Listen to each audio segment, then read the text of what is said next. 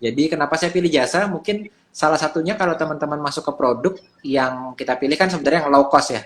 Kalau bisa modalnya nggak gede deh gitu ya. Dan dari pengalaman saya, dari awal itu saya di bisnis jasa, dari pertama mulai di bisnis jasa itu lebih enak karena kita nggak ada modal sama sekali. Modalnya ya effort kita aja sendiri ya. Jadi kita punya skill apa, kita eksekusi itu buat kita mulai bisnis. Nah waktu itu saya di bidang jasa teman-teman. Jadi kalau menurut yang selama ini saya ketahui dalam memulai bisnis, teman-teman bisa pilih dua nih. Kalau mau pilih produk, teman-teman bisa mulai jadi reseller dropshipper. Pasti udah banyak yang tahu ya.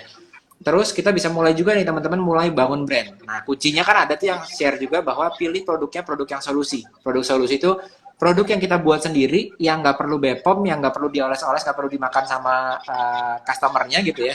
Tapi teman-teman bisa buat itu sendiri di rumah kan. Jadi itu produk solusi gitu. Misalnya kayak yang salah satu dari mentor bisnis juga sempat share ya, penghemat BBM gitu misalnya kan. Nah, jadi produk-produk solusi itu bagus. Nah, tapi kedua teman-teman, mulai bisnis di bidang jasa itu juga nggak kalah bagusnya. Kenapa bagus? Karena yang modalnya hampir bisa kita bilang nggak ada modal sama sekali sebenarnya. Seperti waktu dulu tuh saya mulai bisnis Pak di bidang mahar waktu itu. Jadi kita marketingkan, lalu ada orang yang pesan mahar kita untuk kita buatkan, udah uangnya udah masuk, baru kita jadikan maharnya gitu. Jadi lebih aman di cash flow kita kan. Banyak yang terjebak teman-teman kalau masuk di bidang bisnis ini adalah yang sekarang lagi bagus tuh agency misalnya ya, agency atau teman-teman jadi konsultan atau trainer gitu. Ini agak-agak menipu di awal-awal karena terlihatnya butuh effort, butuh hanya tanpa modal, tapi tidak terlalu mudah teman-teman ya. Jadi kalau bisnis agency, konsultan atau seperti saya trainer, kita butuh yang namanya personal branding ya. Itu udah kudu wajib, nggak mungkin nggak pakai gitu ya Pak ya. Nah jadi saran saya adalah Benar-benar. teman-teman kalau mulai bisnis yang bisnis jasa, pilih bisnis jasa itu yang saya bilangnya adalah bisnis jasa yang solusi yang nggak terlalu mahal. Jadi misalnya jasa pembersih rumah, pembersih loteng, pembersih toren gitu ya. Kalau kita mau ngambil consulting, misalkan di consulting, pasti kita riset nih, siapa sih di belakangnya di consulting? Oh ternyata ada Pak Dedi. Mau timnya di trainingin nih sama sekolah pebisnis, pasti teman-teman cek, oh siapa sih Yosef Abbas itu siapa, backgroundnya seperti apa, bisnisnya apa, klien-kliennya siapa aja gitu ya. Jadi personal branding itu penting banget di bidang agency, di bidang konsultan, di bidang coaching atau training. Tapi ada satu yang teman-teman bisa masuk di bisnis jasa tanpa personal branding tetap bisa jalan. Contohnya ya kayak kita jasa disinfektan misalnya ya. Kita pokoknya di rumah kita ada rayap, kita cari yang terdekat ada di mana, udah kita beli, kita ambil gitu ya. Dan itu low cost teman-teman mulainya, karena kita nggak perlu modal yang besar. Nah, di malam ini saya mau teman-teman buat lihat bahwa ternyata ada peluang lainnya untuk kita mulai bisnis lokal dan jasa ini. Salah satunya adalah produk solusi ini gitu Pak. Jadi yang jarang kita tahu ya, karena kan banyak kan yang di luar sana ini adalah jadi reseller dan dropshipper. Padahal sekarang udah mulai banyak peluang buat kita nih masuk di bisnis jasa sebetulnya. Nah, itu kalau misalnya bisnis jasa, maksudnya Pak Yosef ini lebih ke arah yang ini ya, mungkin tidak perlu, maksudnya tidak perlu terlalu banyak mensyaratkan skill gitu ya Pak ya. Mungkin yang lebih gampang masuk ya Pak Yosef ya. Ya, sebetulnya lebih kalau kita mau beli konsultan atau training kan kita pada akhirnya Hmm. akan melihat personal brandnya karena satu resikonya besar, harganya biasanya cukup Yes. premium ya, cukup mahal. Nggak mungkin kita Hmm. misalnya Hmm. beli arsitek atau interior design gitu, investasinya cukup Hmm. Hmm. lumayan. Maka biasanya jasa Hmm. yang kayak gitu atau agensi cukup sulit tuh. Kita ada waktu-waktu kemarin-kemarin ini di pandemi ini orang pada booming buat sosial media agency di online gitu ya, Hmm. pakai iklan gitu, sampai Hmm. perang iklan, sampai pada perang Hmm. ini juga di akun publik pada posting-posting gitu juga ya, jasa editing sosial media Hmm. agency gitu. Tapi pada akhirnya Hmm. jasa-jasa yang perlu interaksi cukup kompleks, yang perlu harga yang cukup premium, pasti orang akan milih lewat personal brandingnya gitu. Dan itu yang saya Hmm. lihat banyak banget orang yang dikira hanya butuh skill fotografi misalnya. Ternyata orang mau ambil jasa Hmm. fotografi, dia akan lihat siapa yang akan foto gitu ya. Nah, itu bisnis Hmm. jasa yang sebetulnya butuh personal branding. Tapi teman-teman bisa pilih bisnis jasa sebetulnya nggak butuh personal branding. Contohnya kayak tadi ya, kita Hmm. jasa misalnya kita les matematika buat anak kita gitu ya. Yang penting anak saya Hmm. lagi sekolah, dia pokoknya bisa deh dilesin supaya lebih bagus nilainya. Ya udah kita cari yang terbaik di Hmm. yang bisa kita jangkau ya. Itu lebih mudah karena Hmm. satu investasinya nggak terlalu mahal, Kedua, mungkin juga nggak terlalu kompleks, kita nggak perlu banyak mikir nanti waktu saya training sama dia materinya kayak gimana ya, consultingnya ini nanti masuk ke perusahaan saya, akan diapain perusahaan saya seperti apa ya flow-nya ya gitu ya. Tapi cukup mudah. Hmm. Atau teman-teman mau buka misalnya yang sekarang lagi bagus juga kan adalah massage, jatuh lagi banyak tuh di online. Atau jasa laundry ya. Hmm. Laundry kan juga jasa, tapi mudah banget Hmm. karena membelinya harganya murah, servisnya pun cukup to the point, tapi kita bisa mulai Hmm. dengan sebetulnya tanpa modal di awal-awal ya. Hmm. Oke, oke, oke, oke. Menarik, menarik, Pak. Pak, kalau di ngomong soal jasa laundry gitu ya, Hmm. soal jasa massage gitu ya, terus soal jasa-jasa yang lain gitu ya, Pak, atau bisnis-bisnis lokal lah, misalnya dari dropshipper, misalnya mereka jualan kaos, jualan apa namanya, apa pernak-pernik gitu ya, Pak, kalau di online gitu ya, Pak. Ya. Anyway, saya kalau kami apa ya, mereview gitu ya, Pak, melihat Pak, gitu, Pak, melihat kondisi di lapangan. Itu kan kondisinya itu banyak teman-teman kita itu kan juga yang sekarang dari SMA aja Pak gitu ya, mungkin sudah SMA lah ya, atau SMP mungkin bahkan gitu ya, mereka sudah mulai masuk ke bisnis online Pak, gitu ya, ke Ya. bisnis-bisnis seperti itu. Nah, anyway kalau kita perhatikan, pasti kan nanti akan terjadi namanya perang Pak di daerah apa namanya market ini gitu ya, yang mana dulunya mungkin banyak yang gampang masuk jualannya omsetnya gede, sekarang akhirnya banyak kompetitor, akhirnya mereka bisa saingan harga, Pak. Itu gimana, Pak Yosef? Kalau misalnya menanggapi problemnya seperti itu, Pak Yosef? Ya, jadi bedanya antara e-commerce teman-teman yang mulai di online shop atau di Hmm. marketplace itu di Shopee atau di Tokopedia dan di marketplace lainnya, kita kompetisinya kan satu Indonesia. Jadi kemungkinan perang harga Hmm. sebetulnya lebih besar dibandingkan kita mulai bisnis Hmm. yang lokal dan jasa tadi ya. Kenapa? Karena kompetisinya memang di awal-awal bisa jadi nggak terlalu besar karena areanya kan kecil sebetulnya. Lalu pemainnya kita juga tahu Hmm. kurang lebih ada berapa gitu. Dan itu lebih nggak riskan buat teman-teman yang pertama kali baru mulai menurut saya karena itu lebih mudah kita mengalahkan kompetitor di area situ. Nah, contohnya kalau kita Oh, mulai oke. bisnis yang sifatnya punya cabang, misalnya punya Hmm. salon yang kayak saya jalani kan bisnis salon sama bisnis spa yang saya jalani dua. Kita punya Hmm. lokasi offline. Nah di lokasi itu otomatis kita nggak punya saingan yang mungkin kalau kita pindah lokasi, kalau offline itu kan udah beda ya Pak. Kalau ya, Pak, ini kan punya Hmm. restoran juga. Antara lokasi kita dengan lokasi yang lain itu saingannya atau kompetitornya udah beda lagi. Nah Hmm. paling nggak kita bisa mulai dengan budget yang lebih kecil juga biasanya. Jadi kita mau pakai advertisingnya nggak usah kompetisi sama seluruh Indonesia. Tapi kompetisinya areanya Oh. sama area kita aja sebetulnya kan.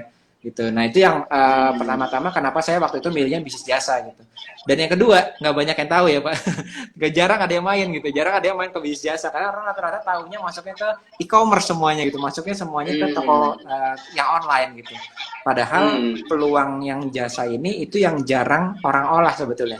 Tapi sebetulnya ke Hmm. depannya nanti ini nggak akan hilang, yang terutama yang jasa ini ya.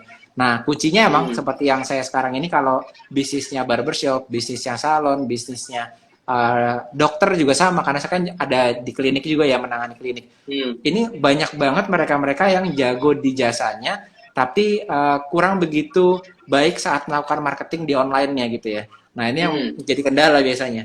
Jadi kalau saya bilang misalnya kita jasanya jasa desain deh, katakanlah jasa desain logo gitu ya. Sekarang yang freelance Hmm. jasa desain logo tuh banyak banget ya. Udah Hmm. coba kesana kemari, akhirnya dia masuk ke sebuah platform di online, pun akan akhirnya perang harga di sana. Jadi yang saya Hmm. tahu, waktu kita mulai jasa atau kita mulai sebuah marketing di area yang kayak saya di salon atau di barbershop atau di klinik, itu di area yang sama sebetulnya ada beberapa kategori orang yang beda-beda ya. Jadi yang pertama ini orang yang udah sadar bahwa mereka butuh si klinik tadi itu ada kecantikan atau klinik yang lain tuh. Uh, Mungkin kalau jasa desain grafis dia udah sadar kalau desain harus pakai desain yang profesional karena nggak boleh desain asal copy paste dari Google gitu ya. Atau kalau jasa keuangan udah sadar seperti datang ke Pak Deddy terus aku sadar nih kalau jasa akuntansi konsultan itu ya harus yang benar, nggak bisa anak SMA disuruh akuntansi disuruh ngeliatin punya perusahaan saya bener nggak pembukuannya gitu ya. Itu kan ada kategori Hmm. market yang memang udah aware, udah sadar bahwa kalau jasa saya butuhnya profesional. Nah itu Hmm. sebetulnya di market kita ini hanya 15%, nggak banyak ya. Dan itu sebabnya kalau kita pakai advertising, pakai Google Ads, pakai Facebook Ads, Instagram Ads, TikTok Ads gitu ya, ini yang 15% ini market yang berdarah-darah ya, karena semua orang menyasar orang yang sudah sadar dia butuh dan butuh profesional gitu.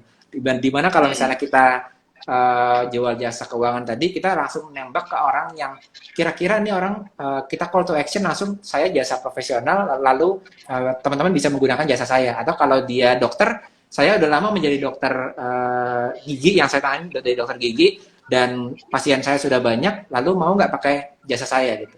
Tapi ini sayangnya semuanya menargetkan 15% dari market itu sebetulnya, terutama kalau di lokal, Pak. Jadi akhirnya berdarah-darah deh.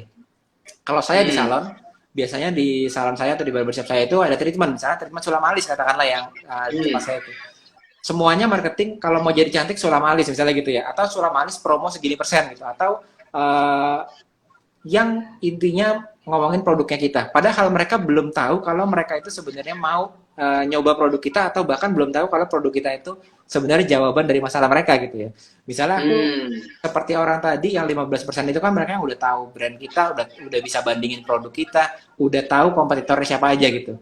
Tapi ada orang-orang yang sebenarnya dia misalnya kayak tadi, saya cuma butuh konsultan, cuma butuh dirapikan akunting saya, tapi saya nggak tahu apakah saya harus pakai konsultan atau harus langsung pakai software yang tersedia di luar sana, atau mungkin saya tinggal rekrut anak SMA terus disuruh merapikan bookkeeping saya gitu ya. Mereka masih nggak bisa bedain gitu. Nah, di tahap ini sebenarnya kita butuh lebih dari sekedar nawarin kita punya produk apa, terus punya jasa apa, terus klien kita siapa gitu. Dan ini biasanya 35% market kan. Makanya yang dilakukan di sini adalah edukasi, seperti yang pada dilakukan juga tuh, menyasar 35% market ini dengan edukasi di YouTube ya Pak ya, buat macam-macam materi edukasi ya. Sebenarnya kan untuk menggarap market yang ini gitu. Nah sayangnya di yang kita yang punya lokasi offline seperti salon, barbershop, edukasi, bimbel misalnya, orang belum tahu mau ngambil bimbel tapi nggak diedukasi supaya dia mau ngambil bimbel gitu ya. Tiba-tiba langsung berasumsi pokoknya semua orang ini kita kasih promo bimbel, trial berapa lama dan lain-lain gitu ya. Nah sebenarnya ini missing piece-nya gitu. Kenapa? Karena banyak di luar sana yang mengajarkan online marketing buat bisnis yang lokal atau bisnis yang jasa, itu mindsetnya mindset saya bilangnya apa ya, direct response gitu Pak ya. Direct response tuh pakai satu ads, pakai satu landing page atau website, lalu pakai satu penawaran gitu, lalu dia running tuh semuanya kan. Itu kan kita menyasar orang-orang yang udah siap beli 15% gitu ya. Padahal kalau kita punya apa namanya area yang terbatas, maka kita harus mengolah 3 orang yang beda-beda ini gitu. Kalau saya bilangnya, kalau saya jelasin ke teman-teman kita yang punya lokasi offline, itu saya bagi satu kota atau satu area itu katakanlah satu komplek lah ya, komplek rumah itu. Sama semuanya isinya ibu-ibu tuh di dalam komplek rumah itu. Ada ibu-ibu yang sukanya belanja, jadi dia sukanya kalau ketemu bazar dia langsung ambil, langsung belanja. Tapi di komplek yang sama, di area yang sama, ada ibu-ibu yang sukanya gosip doang gitu ya. Jadi dia nggak pernah belanja sih, cuma dia datang ke tempat belanja tujuannya supaya nanya-nanya aja gitu ya, pengen tahu aja gitu ya. Itu ada juga tuh orang yang kayak gitu ya. Lalu ada lagi orang ketiga yang selanjutnya, mungkin dia itu ibu-ibu yang sifatnya bukan pengen nanya-nanya, bukan juga pengen beli, tapi dia cuma pengen ngumpul sama yang lain gitu ya. Nah ini ada ibu-ibu juga yang kayak gitu tipenya. Nah ini beda nih, jadi ibu-ibu yang sifatnya dia pengen kepo, pengen tanya-tanyain aja, kamu lagi kerja di mana sih anakmu? Sekarang kamu tuh kesibukannya apa sih? Cuma nanya gitu aja sebenarnya, tapi nggak pengen beli, nggak pengen interaksi juga nggak. Ada lagi ibu-ibu di area yang sama, tapi dia sukanya itu cuma nontonin doang dari jauh ya. Oh di komplek kita lagi ada senam misalnya gitu ya, senam ibu-ibu, atau ibu-ibu itu lagi interaksi, terus ibu-ibu ini dia mungkin dia bawa biar binatang peliharaan ke taman, terus dia kerjaan ini ngamatin aja, orang yang lain diamatin gitu ya. Ini kan ibu-ibu yang sukanya viewer ya, ngelihat aja gitu. Seperti halnya kalau kayak Pak Deddy ini ada klien-klien yang mungkin kayak gini, dia nggak suka belanja, dia nggak suka ngeklik gitu ya, nggak ada kliknya, nggak ada interaksinya, nggak like, nggak komen gitu ya. Tapi tiba-tiba besoknya langsung transfer. Ternyata alasannya karena saya udah sering ngelihat Instagram live-nya Pak Deddy gitu kan. Jadi itu artinya ada jenis orang yang beda-beda ini di satu area yang sama, yang itu adalah di offline gitu. Dan kebanyakan dari kita pakai mindset e-commerce, pakai mindset toko online untuk beriklan itu ya tadi. Satu objektif, satu landing page, satu penawaran gitu ya. Harapannya langsung dapat orang yang ready to buy gitu. Nah itu biasanya kelemahan kita saat kita mau beriklan di teman-teman yang punya lokasi offline gitu. Jadi buat teman-teman yang punya lokasinya terbatas, katakanlah kalau saya ini di Tangerang nih, populasi Tangerang itu mungkin hanya beberapa ribu orang gitu kan, beberapa belas ribu orang. Nah populasi Indonesia itu besar, Nah, makanya teman-teman yang e-commerce nih biasanya kalau beriklan itu langsung nargetin ke orang-orang yang udah mau beli gitu ya. Udah tahu saya produknya kayak gini, langsung cari yang udah mau belinya gitu. Jadi yang cari winning ads-nya itu dicari yang udah mau beli. Ternyata kalau kita bisnisnya punya lokasi, belajarnya di tempat advertiser yang kayak gitu, yang satu objektif, satu pakai landing page-nya satu gitu ya, direct response, orang lihat landing page, ditulis dengan baik copywriting-nya, lalu dalam 10 menit dijelaskan isinya seperti apa barangnya, lalu harapannya langsung klik gitu kan, dianalisa langsung beli gitu ya. Nah sayangnya pola direct response ini gitu, direct response marketing ini nggak bekerja kalau teman-teman punya area bisnis lokal atau bisnis yang sifatnya area tertentu gitu. Nah itu yang paling berbeda gitu Pak, antara bisnis yang lokal dan jasa dengan mereka yang punya toko online biasanya. Menarik, menarik, menarik, menarik. Ini saya tergelitik nih Pak, Bapak ngomong tadi ibu-ibu yang suka gosip gitu ya, ngeliatin aja nggak beli gitu ya. Satunya yang liatin dari jauh gitu ya, terus yang satunya dia yang nimbrung beneran gitu ya, yang masuk ke Iya. dalam komunitas gitu ya. Nah anyway Pak, kalau saya coba menganalogikan di offline ataupun online market, itu kan juga akan mendapatkan karakter audiens yang sama Pak ya. Nah, itu gimana Pak kalau kita menstrategikannya atau kita menarik, gimana caranya kita bisa menarik ibu-ibu tadi yang aslinya dia cuma pengen lihat gitu ya, atau yang dia pengen gosip aja gitu ya, nggak pengen ngapa-ngapain, supaya mereka bisa akhirnya masuk menjadi target market daripada bisnisnya teman-teman nih Pak. Ya, jadi kalau biasanya yang di logika yang diajarkan oleh mereka yang advertiser yang langsung cari pembeli gitu, yang misalnya saya punya produk dari marketplace, saya dropship ke sosial media biasanya kan gitu ya, ambil dari marketplace, dinaikin marginnya, di dropship ke sosial media. Itu disiapkan nih satu landing page-nya, disiapkan, lalu disiapkan targetnya gitu ya, iklannya, lalu dilempar ke sosial media, dia akan cari yang paling convert yang mana, area yang mana, orangnya seperti apa, kita dan lain-lain gitu ya, cari winning ads-nya. Tapi kalau di area lokal, area jasa, teman-teman bisnis jasa, pola direct response ini nggak bekerja. Kenapa teman-teman? Tadi ada orang-orang yang sebenarnya ini dia nggak ada tanda-tanda dia itu ngeklik atau bahkan masuk ke dalam website. Tapi tiba-tiba beberapa kali saya ngadain Instagram Live gitu kayak gini. Setelah Instagram Live ada perusahaan kontak saya, Pak saya udah ngeliat beberapa kali Instagram Live-nya, terus mau dong ditrainingin perusahaannya, mau dibuatin tim untuk perusahaannya dia gitu. Tapi komen di live nggak pernah, komen di DM juga nggak pernah gitu ya Pak. Tiba-tiba kontak chat juga nggak pernah, tiba-tiba pertama kalinya interaksi langsung mau dong ditrainingin di corporate perusahaan saya gitu. Dan ini biasanya tipe orang yang premium gitu, itu kebanyakan kita watchers gitu ya. Hanya ngelihat aja sebenarnya. Ngelihat dia mati udah agak lama, terus saya yakin nih mau ngambil jasanya gitu kan. Mungkin pas saya yakin Pak Deddy juga mengalami hal kayak gitu ya. Jadi kalau yang sifatnya kita bisnis jasa, bisnis lokal, ini kita harus membuat orang-orang ini bukan hanya ready to buy aja yang kita targetkan menggunakan endorse atau menggunakan promosi kita di advertising, tapi ke semua jenis orang ini kita targetkan juga sebenarnya. Terutama karena area kita kan kecil ya. Misalnya kita punya barbershop atau punya klinik tertentu, punya salon tertentu di area lokasi, mungkin radiusnya cuma 10 km dari lokasi outlet biasanya kalau kita advertising itu 5 sampai 10 km. Terus di area tersebut itu otomatis populasinya terbatas. Nggak seperti kita punya produk dilempar ke seluruh Indonesia. Nah, di area itu kita harus masuk ke beberapa orang yang berbeda itu sebetulnya. Jadi orang yang suka nonton, berarti kita harus masuk ke fitur-fitur yang membuat orang itu bisa ngeliat video kita dalam jangka waktu yang panjang, misalnya live. Atau kita masuk ke video reels yang kita ulang-ulang terus-menerus gitu ya.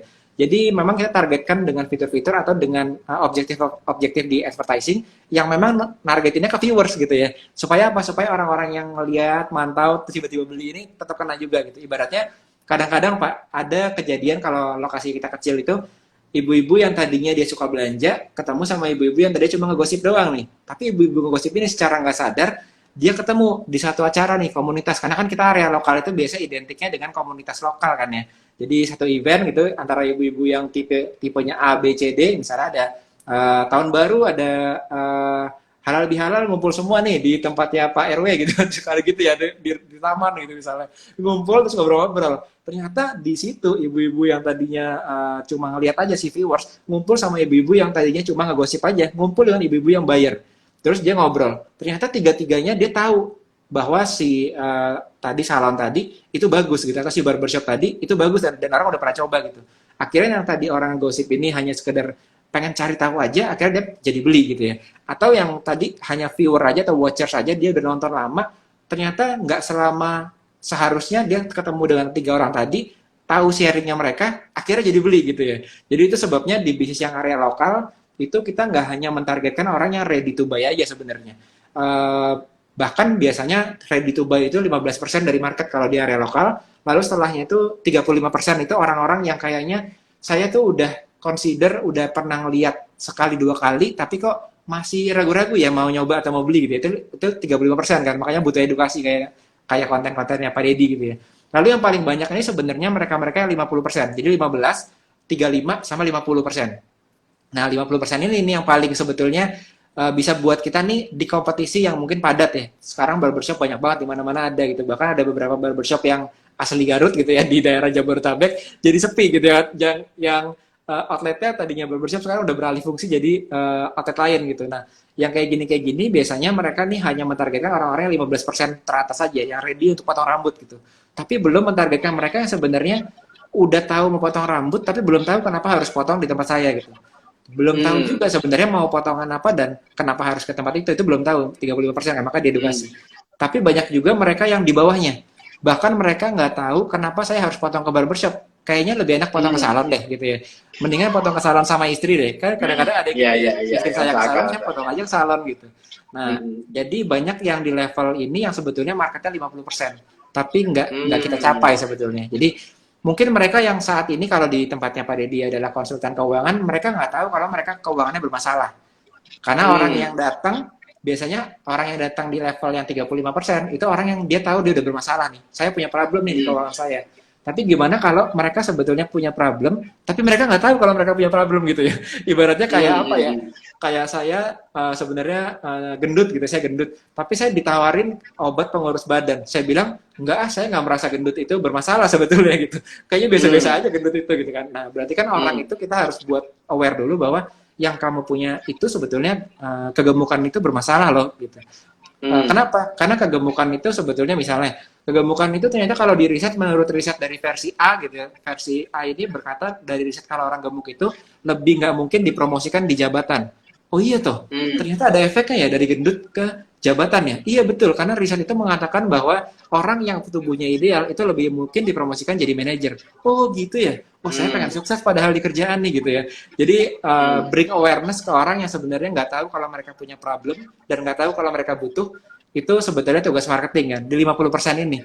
Makanya saya sering bilang juga ke teman-teman, satu-satunya tugas marketing adalah membuat orang yang tadinya nggak butuh jadi butuh atau creating demand ya. Jadi bukan cuma orang yang udah tahu butuh terus kita jualin pakai promo gitu ya, pakai diskon, itu namanya bukan creating demand itu namanya ya. Itu sudah ada demand-nya lalu kita tinggal nawarin gitu. Itu bukan marketing menurut saya. Marketing adalah saat kita bisa meraih yang 50% paling bawah. Jadi 15%, 35%, lalu 50% yang paling bawah. Orang yang nggak tahu dia bermasalah, orang yang nggak tahu sebenarnya solusi masalahnya itu ada di kita. Nah itu tugasnya marketing gitu. Jadi creating demand yang tadinya mereka nggak merasa ada demand kebutuhannya, jadi merasa butuh. Nah itu sebenarnya tugas marketing. Nah itu yang menurut saya jarang dieksplor di bisnis yang sifatnya lokal dan jasa gitu. Oke. Menarik. Creating demand ya Pak ya malahan ya ini ya. Jadi yang tadi Bapak ceritakan dari yang orang yang merasa gemuk, orang yang gemuk tapi nggak merasa gemuk. Nah ini gimana caranya membuat mereka merasa bahwa gemuk itu nggak bagus gitu ya Pak ya. Ini satu hal yang menarik ya teman-teman ya. Karena anyway, kalau saya rasa memang digital marketing ini cukup keren ya. Bukan cukup keren menurut saya ya. Tapi kalau kita nggak bisa ciptakan demand ya percuma. Kalian iklan tok ya juga percuma, akhirnya boncos gitu ya Pak Yosep ya. Nah, terus kalau kita ngomong terkait dengan topik kita hari ini Pak, gitu ya, 3 rahasia bisnis lokal bisa sukses gitu ya Pak dan jasa. Sebenarnya apa sih Pak rahasianya Pak supaya mereka bisa sukses dan bisa bersaing dengan kompetitor Pak Yosep? Oke, jadi pertama bisnis lokal yang sudah padat kompetisi artinya kalau saya punya lokasi ruko di sini sebelah saya udah ada kuliner lagi, apalagi kalau kuliner ya satu jalan kan kuliner banyak banget ya. Ininya ketat banget persaingannya gitu di kuliner. Sama seperti kalau kita di barber juga makin ketat juga tuh. Dan sekarang Yes. salon kecantikan yang sifatnya ada ya treatment kecantikan itu juga makin menjamur juga makin banyak gitu ya. Karena Hmm. memang edukasi dan penjualan barang-barang yang supplier kecantikannya juga makin banyak gitu. Jadi kliniknya makin banyak. Nah, pertanyaannya kalau saya udah memulai, terus gimana caranya? Nah, itu pertama tadi teman-teman harus menyadari bahwa perbedaannya adalah di kita yang punya lokasi bisnis itu nggak cukup hanya dengan menargetkan seperti mindset kita di dunia online yang satu iklan, satu landing page, lalu satu offer gitu ke satu Hmm. lokasi yang sama gitu. Itu sudah nggak cukup sekarang. Jadi nggak bisa meniru model marketing digital marketing untuk e-commerce di copy ke yang kita punya bisnis lokal. Tapi kita harus explore beberapa tipe orang tadi tuh. Lalu yang kedua, artinya efeknya dari sisi budgeting harus menyesuaikan juga. Nah, kalau kita budget marketing itu, terutama kalau kita baru mulai, itu biasanya kita budget marketingnya kan di online itu fokusnya hanya, saya mau fokusnya langsung ke salesnya, langsung ke conversionnya. Betul sih teman-teman, kita fokusnya ke langsung ke salesnya. Tapi kalau kita ingat tadi, ada tujuannya untuk mengedukasi dan ngambil market-market yang tadi 35% dan 50%. Salah nggak kalau Hmm. di awal pakai conversion atau pakai kalau ads mungkin teman-teman ada yang pakai ads-nya udah objektifnya conversion gitu ya. Salah nggak pakai itu? Jawabannya Hmm. nggak salah, betul, udah betul banget gitu ya. Tapi artinya biasanya kita tetap harus spending untuk long term-nya juga. Paling nggak kalau saya alokasi itu biasanya ya 60, 30, 10 sama seperti pembagian tadi ya. Sorry, Hmm. 15, 15, 35 sama 50% gitu kan. Tadi kan marketnya kan itu Hmm. ya. 15 yang udah ready to buy, lalu 35 ini orang yang kurang lebih mereka udah tahu problemnya tapi masih nggak tahu solusinya di kita, sama yang Hmm. 50% ini nggak tahu kalau mereka bermasalah sebetulnya, dan kita harus create demand. Nah, budget pun menyesuaikan seperti ini kurang lebih Pak. Jadi budget yang pertama Hmm. kali kalau di awal saya teman-teman baru mulai, memang conversionnya saya gedein. Jadi 50% budget saya masukin ke conversion biasanya. Tapi jangan lupa, biasanya ini yang sering dilupakan teman-teman yang mainnya hanya pokoknya sales aja nih, satu landing page, satu penawaran, satu ini ads gitu ya, satu objektif gitu. Itu hanya Hmm. 50% ini langsung dimasukin 100% budget. Kalau saya bagi 50%-nya ini masuk ke yang untuk conversion karena kita butuh apa istilahnya quick win untuk salesnya, butuh income cash Hmm. flow cepat, Hmm. itu 50%-an. Tapi 35% ini saya sediakan buat edukasi yang sifatnya ini lebih soft. Tapi langsung di akhirnya itu jualan juga. Tapi agak soft lah gitu. Jadi Hmm. edukasi terakhirnya jualan gitu ya. Tapi yang sifatnya 15% ini saya alokasikan buat bangun brand di area lokal. Ini terutama teman-teman yang punya area lokal ya, yang punya ini ya, Oh. punya outlet ya. Karena saat Hmm.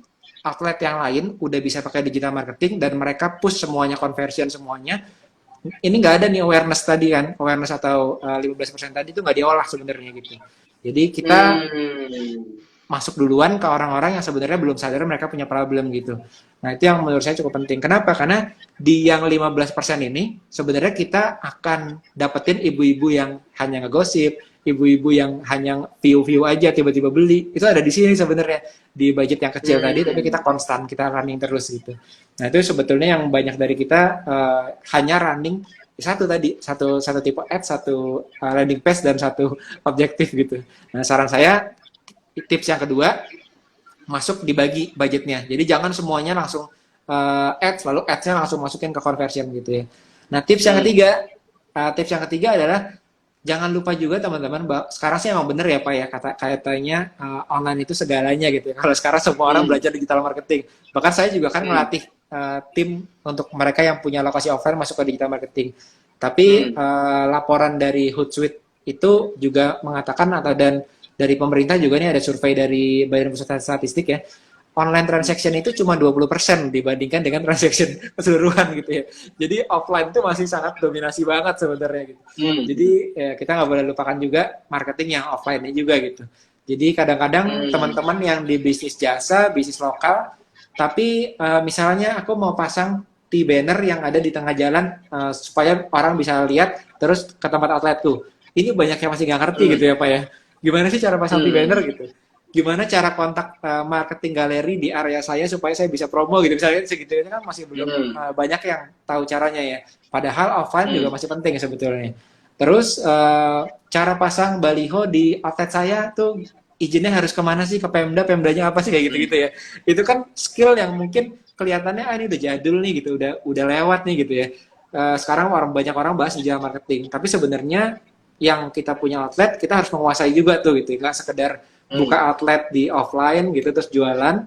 Tapi teman-teman tahu nggak secara offline-nya activation-nya kita nih gimana ya cara pasang di banner, gimana cara saya pasang di tengah jalan bisa ada spanduk gitu ya. Aksesnya harus kemana gitu ya. Nah, itu dikombinasikan dengan digital marketing. Baru itu hasilnya cukup oke, cukup powerful. Karena kan digital marketing ini kan sebenarnya kan untuk akses mereka saat mereka lagi nggak ada secara offline itu nggak bisa jalan gitu. Misalnya kalau kita lihat di online dan offline itu sepertiga dari waktu kita, ini menurut dari Hootsuite, itu 8 jam kita aktivitasnya di online. Jadi 8 jam ya teman-teman. Di Hootsuite dari report 2022 artinya 8 jam itu kalau kita bagi 24 jam kurang lebih ya kurang lebih sepertiga waktu kita lah. Sepertiga waktu kita bangun sampai kita tidur lagi. Sepertiganya di online. Jadi online penting banget sih. Tapi jangan lupa sepertiga lainnya kita tetap masih ada di offline juga gitu ya. Jadi ya dikombinasi antara offline sama online-nya gitu. Jadi yang menurut saya penting itu dikombinasi. Nah, kebanyakan yang saya temui Pak, ini justru bisnis-bisnis yang konvensional. Misalnya dokter gigi misalnya. Dokter gigi ini saya lihat beberapa dokter gigi yang kalau kita lihat dokter gigi itu saya ngerasa anak saya butuh ke dokter gigi. Dan waktu itu saya nge-search itu dari Google biasanya kan. Google saya cari dokter gigi. Terus yang saya temuin itu, karena saya nggak ngerti dokter gigi yang bagus yang mana, saya cuma ngeliat dari review di Google My Business sebenarnya. Dilihat reviewnya bagus mana. Dan pokoknya saya pilih yang itu deh yang paling bagus gitu. Karena kita nggak ngerti juga gitu. Mungkin padahal ada dokter gigi lain yang mungkin udah beberapa generasi dia dari orang tuanya dokter gigi, anaknya lagi dokter gigi gitu ya. Tapi di online dia nggak kelihatan gitu ya. Jadi orang nggak bisa milih sebetulnya kan. Jadi kan itu sayang banget. Mungkin bisnis lain kayak notaris misalnya ya, dari turun temurun kan kayak lawyer notaris juga turun temurun tuh ya. Udah bagus dia generasi ke generasi. Tapi yang saya lihat waktu ada orang mau cari itu nggak kelihatan dia di Google My Business-nya nggak ada, reviewnya nggak ada gitu ya. Jadi orang akhirnya nggak milih itu gitu. Jadi artinya banyak bisnis yang konvensional nih, kita harus kombinasiin antara si online sama si offline-nya sebetulnya. Nah itu yang cukup sering tuh saya temui. Nice. Menarik ya Pak ya. Malah kalau kita ngomong, kita sekarang ini lihatnya banyak yang online, malah penjualan online masih 20% ya Pak dari total penjualan semuanya ya. Dan ini menarik teman-teman bahwa ternyata kita nggak bisa hanya mikirkan soal iklan aja gitu ya. Harus mikirkan juga strategi marketing yang beneran tuh di offline-nya gimana gitu ya.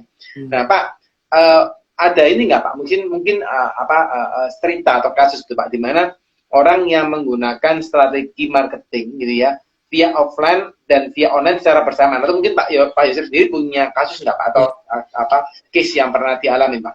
Boleh nggak Pak sharing soal itu Pak? Ini menarik banget nih, kebetulan pas nanya kayak gitu dari Pak Deddy, saya langsung split second, saya langsung, oh iya bener juga ya. Tadi itu saya baru nonton pas satu video dari Profesor Renal Kasali ya. Dari Prof. Renald ini kan, saya juga senang nonton Prof. Renald ini karena beliau ini kan bukan cuma profesor, tapi juga praktisi bisnis ya. Karena dia juga punya bisnisnya sendiri juga. Terus kemarin ini dia baru marketing, waktu pandemi akhir ini nih, udah post pandemi ini dia marketing rumah perubahannya dia. Dia kan punya rumah perubahan itu kurang lebih areanya itu 3 hektar. Jadi 3 hektar di daerah yang cukup luar Jakarta dan itu dia jadikan seperti tempat piknik, tempat wisata piknik gitu. Jadi lahannya luas 3 hektar, orang bisa piknik di sana gitu ya. Dan menariknya gitu, Prof. Renat juga dia cerita bahwa waktu dia mulai ada di situ dan dia buat jadi area rumah perubahan itu jadi tempat piknik, dia marketing dengan logika masa lalu. Dia bilang gitu ya. Jadi logika masa lalu adalah Prof. Renat ini berpikir waktu itu marketingnya pakai brosur, pakai spanduk gitu ya untuk orang datang ke rumah perubahan itu. Ternyata yang dihasilkan adalah nggak ada orang yang datang ke sana, nggak banyak gitu Pak, masih sedikit gitu ya. Terus dia bingung ya, kok bisa ya saya pakai teknik ini kok pada nggak datang. Ternyata anak buahnya dia yang dia suruh untuk nyebarin brosur itu dia update ke Prof. Renat Kasali. Oh nih saya coba ya Pak gitu kan. Jadi anaknya dia juga bantuin dia juga gitu. Di-upload ke Instagram, di-upload ke TikTok gitu ya. Ternyata boomingnya di TikTok. Di TikTok, terus di lokasi rumah perubahan itu akhirnya dalam sehari kedatangan 1.000 orang karena viral di TikTok. Jadi dari tadinya kosong, sebar brosur spanduk nggak ada yang datang, akhirnya viral gitu. Teman-teman juga bisa cari, mungkin Profesional juga cerita di YouTube masalah ini juga gitu. Nah dari situ artinya kan udah berhasil nih. Wah berarti online itu bagus ya. Nah, tapi ternyata Prof. Renald bilang, oh enggak juga. Ternyata Hmm. yang dia temukan, waktu 1.000 orang datang, ternyata orang-orang sekitar lokasi situ masih ada yang nanya, Prof, aku kok nggak tahu kalau di sini ada tempat piknik rumah perubahan ini ya. Gitu. Jadi artinya Hmm. perlu juga effort kita buat sebar brosur, pasang baliho, terus kalau sekarang lagi baru outlet new opening itu kan kita pasang T-banner beberapa kilometer sebelum outlet gitu ya. Itu juga masih Hmm. penting gitu ya, masih penting juga. Kenapa? Karena ada market yang seperti tadi saya bilang, ada ibu-ibu yang sukanya A, ada ibu-ibu yang sukanya B, ada ibu-ibu yang Hmm. watchers aja harus datang gitu ya. Jadi sebaiknya ini dua-duanya dikombinasikan nih. Nah, seperti kasusnya tadi Prof. Renat Kasali itu gitu. Hmm. Jadi tetap akhirnya Prof. Renal tetap akhirnya sebar brosur juga ya Pak ya di anu ya, di apa namanya di daerah sekitarnya beliau gitu Pak ya, di rumah perubahan ya. Betul. Karena menurut saya Oh, juga walaupun dia katakanlah viral di TikTok gitu ya, yang melihat itu katakanlah sampai kalau sekarang kan kalau viral itu viewersnya sampai puluhan mungkin sampai jutaan atau puluhan juta lah kalau misalnya viral di TikTok ya viewersnya. ya ya. Nah, dari Hmm. semua yang melihat di TikTok kan belum tentu semuanya akan datang ke lokasi tersebut kan. Karena kalau TikTok nih kalau kita viral Benar. nih dari Sabang sampai Merauke gitu ya. Orang bisa jadi di pulau lain Yes. juga gitu dan nggak bisa visit ke situ Hmm. gitu. Mungkin tadinya kita Hmm. bisa asumsi ini postingannya Prof. Renald viral sampai berapa belas juta misalnya viewersnya. Ternyata yang datang ke situ 1.000 gitu kan. Tapi itu pun mungkin Hmm. belum menjangkau orang-orang di sekitar area yang benar-benar radiusnya dia gitu. Nah ini sebetulnya Hmm. fungsinya kita menggunakan satu marketing offline yang benar-benar offline, pakai Hmm. T-banner, pakai baliho dan lain-lain itu, plus marketing dengan Facebook, Instagram Ads, TikTok Ads yang areanya targetkan lokal gitu. Jadi sekarang ini lagi Hmm. cukup bagus update-nya dari TikTok juga gitu ya. Karena kan saya nih menangani mereka-mereka yang sifatnya punya lokasi bisnis gitu. Jadi saya Hmm. update seputar algoritma Google Ads, Facebook Ads, Instagram Ads, TikTok Ads khusus buat bisnis Hmm. yang kayak gini gitu. Nah TikTok Ads ini menarik juga Hmm. karena sebelumnya mereka nih nggak bisa targetkan area lokal itu pakai kayak boost post ya di Instagram kan boost post gitu. Sekarang Hmm. baru-baru ini dia boost post di TikTok Ads itu bisa area lokal. Jadi misalnya kita Oh. punya budget TikTok Ads nggak punya budget besar gitu. Aku cuma punya budget lima Hmm. belas ribu gitu ya. 15.000 Hmm. teman-teman misalnya bisa sebar brosur di area dekat tempat kita. Dan itu bisa dipasang di Hmm. TikTok Ads boost post sekarang ya. Dan ini masih belum banyak yang Hmm. tahu sebenarnya gitu. Karena jarang ada yang gunakan ini untuk marketing area store mereka sebetulnya. Padahal sudah available Hmm. targetingnya gitu. Oke, oke, oke, oke. Pak, ini menarik Pak. Kalau kita tadi ngomong TikTok Ads yang akhirnya viral, ya Pak, kan. Dan memang Hmm. saya lihat itu apa namanya juga kondisinya sekarang TikTok kan lagi salah satu yang merajai ya Pak ya untuk media sosial gitu ya, yang paling banyak diakses gitu ya.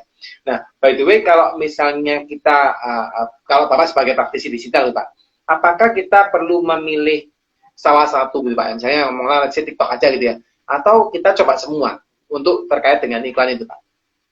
Hmm, kalau menurut saya di testing di awal, terutama teman-teman posting di semuanya nggak apa-apa, karena kan Hmm. memang saya selalu kadang-kadang saya bilang juga bahwa marketing yang bagus itu kan kita menggunakan pola pola terstruktur. Jadi testing, Hmm. optimasi sama scaling gitu ya. Testing, optimasi, scaling.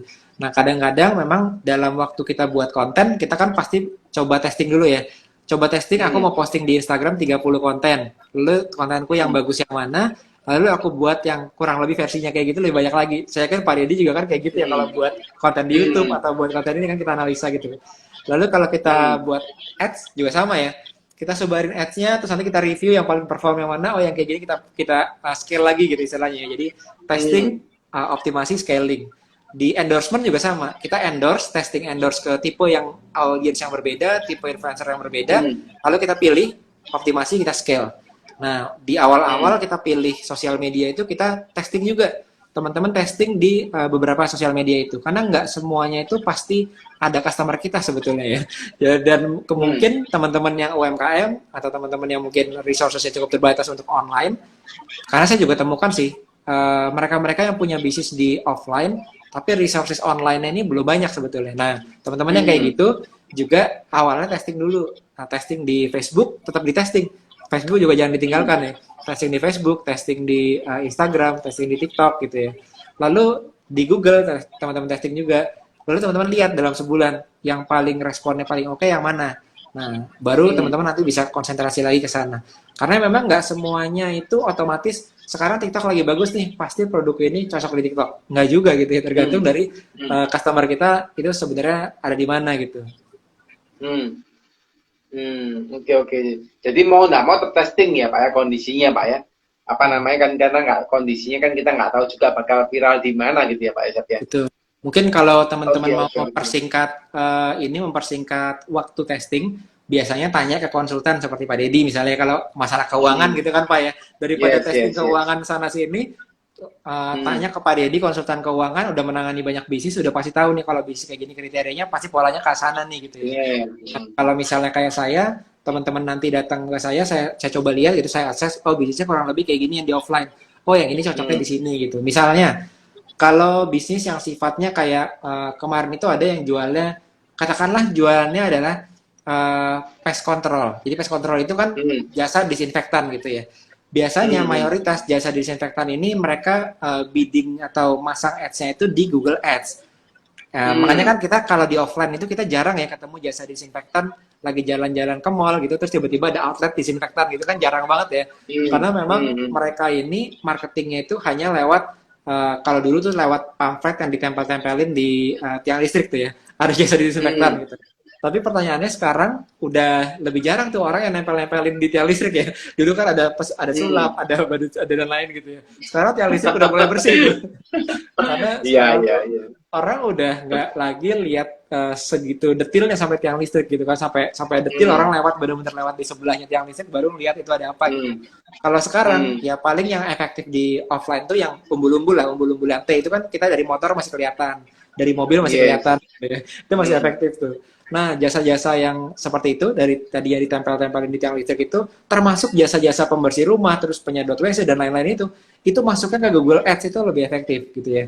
Kenapa? Hmm. Karena orang udah di keadaan pest control tadi, rumahnya lagi keadaan urgent, ada rayap, dia pengen segera untuk betulin gitu kan. Jadi dia akan nyari itu keyword Hmm. di Google dan habis itu dia akan Hmm. pasang pest controlnya, dia akan panggil gitu. Nah jadi tipe-tipe tertentu cocok di Google, tapi nggak semua jasa cocok juga di Google. Contohnya misalnya kayak Hmm. barbershop misalnya, atau kayak saya salon gitu Pak. Kalau Hmm. salon ini kita coba misalnya salon kecantikan ya, pasang di Google Ads, lebih kecil konversinya dibandingin kalau kita pasang di Instagram atau TikTok gitu ya. Karena memang Hmm. nature bisnisnya adalah mereka ngelihat bagus terus pengen nyoba gitu ya, pengen jadi kayak gitu juga gitu ya. Hmm. Jadi memang platform tertentu ini sesuai sama satu audiens kita ada di sana apa enggak, sama karakter bisnis kita sebenarnya kayak apa gitu. Dan lebih baik bisa ditentukan nih, Hmm. kita masuknya ke sebelah mana sebetulnya. Gitu. Itu apa boleh saya simpulkan gini Pak? Berarti kalau kita ngiklan di Google itu khusus untuk bisnis-bisnis yang memang sangat-sangat dibutuhkan pada saat itu Pak. Terus kalau di TikTok sama Instagram itu adalah istilah kita yang bisnis yang mereka tadi Pak ya, mereka cuma lihat-lihat butuh nggak butuh mereka belum tahu gitu itu akhirnya kita ngiklan di Instagram. Apa seperti itu Pak Ijab? Atau mungkin ada pandangan lain Pak kira-kira? Iya, betul sih Pak. Jadi memang mereka-mereka yang masuk Google ini kan biasanya udah masuknya searching kata kunci seperti kita ke marketplace gitu ya. Makanya kalau kita pasang Oh, promo di marketplace pakai fitur ads-nya itu lebih ya terbilang lebih mudah dibandingkan fitur ads yang ada di sosial media gitu kan. Karena kan kalau sosial media ini hmm, membawa orang dari yang tadi yang Pak Deddy sempat saya bilang nggak tahu mereka ini punya problem, kita buat jadi mereka hmm, creating demand, udah sadar mereka hmm, punya problem kegemukan tadi, baru saya tawarin, oh kegemukan itu bisa pilihannya dua, bisa ada hmm, pil diet, misalnya ada pil diet instan, atau bisa jadi ada program minum jus herbal selama 1 bulan, atau bisa jadi hmm, pakai operasi langsung dioperasi ininya badannya gitu ya, hmm, operasi lemak, atau bisa jadi pakai tipe yang beli di marketplace sabuk yang getar-getar gitu juga ada juga kayak gitu ya. Jadi hmm, alternatifnya ada banyak gitu ya. Nah proses ini yes, yes, terjadi di sosial media kan, dari orang yang nggak aware sampai hmm, aware, sama dia punya beberapa alternatif dia bandingkan tuh. Tapi kalau udah hmm, masuk ke kayak marketplace misalnya, orang masuk ke marketplace tuh udah tahu dia mau cari apa sebetulnya. Tinggal permasalahannya hmm, dibandingkan aja. Oh, saya mau cari pengurus badan tuh dia udah nggak cuma nulis di marketplace, nggak cuma nulis pengurus badan, tapi dia tahu saya mau cari sabuk pengurus badan. Tinggal bandingin sabuk yang mana gitu, dari brand yang mana, terus penawarannya atau diskonnya, promonya paling bagus yang mana gitu. Udah sampai level itu tuh dia tuh, gitu. Tapi kalau di Google ya kurang lebih sama. Begitu mereka searching di Google, di mindset mereka udah tinggal kebandingin. Aku udah tahu mau cari sabuk pengurus badan, tinggal yang brand yang mana yang aku pilih. Penawarannya lebih bagus yang mana. Mungkin servisnya, supportnya lebih cepat yang mana respon saya. Nah itu yang dipilih sama orang tuh kalau di Google. Nah tapi uniknya memang Pak tadi ngomongin mengenai jasa disinfektan ya, atau hama juga ya, pest control. Ini ada beberapa brand yang dia ini main di dua-duanya memang. Jadi ini yang saya bilang tadi ya, nggak cuma nyari langsung sales aja. Jadi dia secara nyari sales memang dia pasang di Google Ads itu mereka. Tapi ada beberapa brand yang mereka nih extend sampai ke sosial media supaya bisa nargetin orang yang tadi 50% yang belum tahu mereka punya masalah, sama 35% yang sebenarnya mereka masih pilih-milih nih. Saya punya masalah di rumah, saya nggak tahu tuh atapnya kenapa, tapi dia akhirnya sadar, oh ternyata itu gara-gara rayap ya gitu. Tapi mereka sebenarnya nggak tahu kalau itu gara-gara rayap gitu misalnya. Jadi itu mereka targetkan juga masuk ke sosial media. Tapi primary-nya, traffic utama channelnya dapetin customer itu biasanya di Google Ads kalau misalnya yang kayak Hama gitu. Oke, menarik Pak. Ini seru ya teman-teman ya kalau kita ngomongin soal ads ini. Pak, pengen tanya Pak, kalau seandainya orang bisnis jasa, misalnya Pak ngomong jasa disinfektan, gitu ya. Anyway, kalau menurut dari Pak Yosef sendiri itu better mereka fightingnya di landing page-nya mereka sendiri atau di marketplace sih Pak? Kalau jasa, saya selalu sarankan sih teman-teman selalu masukkan ke sosial media dulu, terutama kalau jasanya bukan yang kayak tadi ya, yang urgent banget seperti disinfektan pun sebetulnya mereka bangun sosial media itu buat apa sebetulnya. Jadi ada beberapa bisnis kayak salon misalnya, barbershop, ini mereka kan kompetisinya padat banget, atau klinik kecantikan juga padat banget. Nah di kompetisi yang padat sekali seperti ini, sebenarnya ngebangun sosial media itu sangat penting. Kenapa? Karena kita bisa lihat kayak jasa misalnya ya, ini agak berbeda dibandingkan dengan kuliner yang dia itu punya resep rahasia yang orang lain nggak punya gitu. Tapi kalau jasa yang berbeda kan memang servisnya kan. Tapi barangnya sendiri kita bisa comparable, itu kurang lebih ya sama lah ininya, outputnya akhirnya gitu kan. Tapi yang berbeda itu apa sebetulnya? Yang berbeda adalah kalau jasa kita masuk duluan di saat kompetitor kita belum masuk. Tadi yang udah aware dulu bahwa kita ada di sana duluan. Seperti Pak Deddy nih. Tadinya customer nggak sadar kalau NPWP itu bermasalah kalau nantinya dia growing bisnis gitu kan. Tadinya masih UMKM yang kita bahas waktu itu. Ternyata jadi aware duluan dan taunya dari Pak Deddy. Nanti kalau dia udah growing, otomatis milihnya ke Pak Deddy gitu. Jadi masuk duluan ke market itu jadi penting, terutama kalau jasa kan. Tapi kedua juga yang lebih penting kalau jasa adalah kita memastikan begitu orang kenal kita, kita bawa ke tempat di mana mereka bisa ngelihat portfolio jasa kita tuh, dan itu di sosial media gitu ya. Kalau misalnya sekarang kompetisi, misalnya yang saya lihat di area lokal nih mulai banyak orang tengah juga ada, misalnya middleman gitu ya, jadi dia jualin toren gitu, jasa pembersih toren, jasa pembersih atap rumah gitu. Itu ada tuh marketer-marketer yang jualin itu, tapi yang eksekusi ini sebenarnya orang lain gitu ya. Tapi dia jadi middleman, dan itu mulai banyak sekarang. Nah, ada juga yang mulai jasa seperti itu. Nah, di kasus yang seperti ini, itu biasanya yang mereka-mereka yang cukup berhasil ini membangun di sosial media supaya apa? Dari iklan mereka, orang tetap ngecek sosial medianya ini bagus apa enggak, trusted enggak, kliennya siapa aja, terus kira-kira kualitas pelayanannya seperti apa, testimoninya, lalu apalagi yang kayak jasa disinfektan yang bukan corporate, tapi dia masuk ke rumah orang gitu ya, kayak misalnya disinfektan yang ke rumah kita itu kan, kita perlu percaya nih, orang yang masuk ke rumah kita itu, ini akan ngapain ya gitu ya. Jadi masuk ke area private space kita ya ibaratnya ya. Nanti ini jasa disinfektan masuk ke kamar kita gitu kan, dibersihin. Nah, ini jadi penting untuk kita bangun brand kita juga di sosial media. Jadi confidence-nya akan lebih tinggi gitu ya. Kita membuat jasa disinfektan masuk ke dalam kamar kita gitu kan, di kamar kita ada macam-macam gitu. Nah, itu penting banget. Atau kita percaya orang motongin rambut kita masih mending ya, nggak terlalu lama ya. Tapi sulam alis gitu ya, hilangnya itu 6 bulan ke depan kan gitu. Kalau misalnya salah Hmm. nyulam alis, wah ini jangan-jangan nanti 6 bulan ke depan saya bisa diketawain orang nih setiap kali ketemu gitu karena bentuk Hmm. alisnya aneh gitu. Jadi Hmm. hal-hal yang jasa ini sebetulnya penting banget buat kita bangun di dunia online. Itu nggak sekedar ya advertising langsung orang beli, tapi juga dibangun brand kita di sosial media. Jadi mereka trust-nya Hmm. lebih tinggi sebetulnya. Jadi itu pertimbangan tambahannya selain yang tadi. Oke, oke, oke. Menarik ya Pak ya. Malah malah brandingnya ini yang masih dibangun terus ya Pak ya, terkait dengan ini ya kondisi apa perusahaannya ya, supaya paling paling enggak orang bisa tahu dulu gitu ya, lebih mengenal terus akhirnya bisa membeli gitu ya Pak Ya. Yusuf ya. Kalau Oke, jasa oke, oke. lokal, saya jasa lokal ataupun teman-teman yang di bisnis lokal gitu yang di area tertentu, Hmm. rumusnya saya pakainya 3 biasanya. Jadi 3 rumus utama Hmm. ini. Yang pertama itu kalau branding kayaknya terlalu kompleks saya ngomongin branding gitu untuk bisnis yang lokal gitu. Hmm. Saya sukanya bilangnya personality gitu Pak. Jadi personality kan Hmm. ibaratnya sama-sama orang yang jasa keuangan, sama-sama tax consultant, tapi aku senang sama Pak Dedi karena personality ini cocok di aku gitu ya. Nah, sebenarnya kan Hmm. Hmm. personality itu kan adalah sebuah brand kan. Jadi simpelnya teman-teman yang di Hmm. bisnis lokal ini barbershop ya create personality yang relevan sama marketnya teman-teman gitu. Jadi create your personality. Hmm.